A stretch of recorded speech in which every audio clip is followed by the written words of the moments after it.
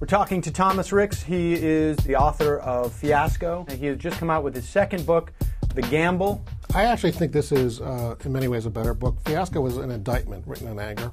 This is a narrative. It actually is it's much more cohesive a story. Is your sense that the paradox was that our presence for 4 to 5 years was actually creating the insurgency that we were there to supposedly fight? Yeah, I think some insurgency was inevitable, but we used such counterproductive tactics and a counterproductive strategy and counterproductive policies. Ambassador Bremer bans all Baathists, tells a large class of people, you have no future in this country. Well, what are they going to do? They're going to respond violently. Bremer had these free market theories. They shut down, quote-unquote, inefficient, government-owned factories. Well, one of them was in Fallujah. Well, what do you think the unemployed young men of Fallujah did? They went to work for the insurgents because they were passing out money. This was actually the beauty of putting the Sunni insurgency on the payroll. As Captain Cook actually said, we took America's economic power and turned it on the war. We were sold the idea of the surge as that it was going to give room for a political blossoming. To what extent has the surge been effective, both from a military perspective, which was the tactic, make it more secure, and then from its broader strategic goal? The surge failed. There's no question. Judged on the terms in which the surge was presented to create security that would lead to a political breathing space, the surge didn't work.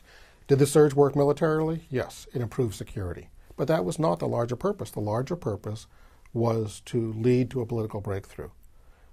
None of the basic questions facing Iraq before the surge were solved during the surge. The foremost is the disposition of oil revenues, how we share them in Iraq. That has not been solved, and that's a question that's going to lead to violence. Second is, what's the power relationship between the Sunnis, the Kurds, and the Shiites? Third is the status of the disputed city of Kirkuk, which could lead to an Arab-Kurd confrontation. The Kurds say it's their Jerusalem, and the Arabs say it's not your city. Fourth is where power resides within the Shia community itself. Fifth, maybe, is what is the role of Iran? Iran is in many ways the big winner in the American invasion of Iraq. And that terrifies the Arab world. What happens if we walk out on this? Probably all these factors come together and start pounding on each other. The Turks have already come into Iraq repeatedly over the last couple of years, and they're a member of NATO. If you give the Shiites a free hand, backed by Iran, they very well might start pummeling the Sunnis.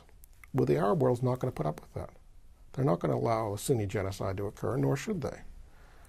They might intervene there. So what looks like a civil war could easily morph into a regional war. This scenario you've mapped out, which has been the one that everyone, I think, has been afraid of since day one, and it was the reason why a lot of people were against the war and the invasion, aside from the fact that there didn't seem to be any justification to some of us. And it took our eye off the ball in Afghanistan. And it took our eye off the ball in Afghanistan, and the morality of it. I mean, there's a whole litany of things depending on what perspective. That's why I would say invading Iraq was probably the biggest single mistake in the history of American foreign policy. I would agree with you on that. How long do you think that we're going to have troops in Iraq? I think we're going to be there for a long, long time, and I think this is something that hasn't quite sunk in with Barack Obama, and is going to disappoint a lot of the people who voted for him.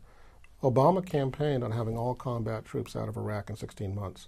Well, newsflash for Barack Obama, there's no such thing as non-combat troops. And as long as troops are there, some are going to be fighting and dying, and that's why it's different from, say, Korea, Germany after World War II, Japan, and so on. I think we're stuck. I don't say that with any glee. I think it's not a particularly good solution. It's the least bad of many bad solutions. Why can't we replace our troops at one point with a UN force or an Arab League force or some NATO force? Can you show me ever where a NATO peacekeeping force has been effective in a war situation? Not a peace situation, but where people are killing each other? I can't necessarily. Arab League's not going to be trusted by the Shiites. Nobody likes the Americans in Iraq. And everybody wants us to leave, but nobody wants us to leave right now. It reminds me of what one soldier said in the book. He was talking to a former insurgent, now one of the sons of Iraq, a turned insurgent. And he says, "Do you still want to kill me?" And the Iraqi former insurgent says, "Yes, but not today." Nobody particularly likes us, but they trust us more than they trust anybody else to be a kind of neutral actor between them.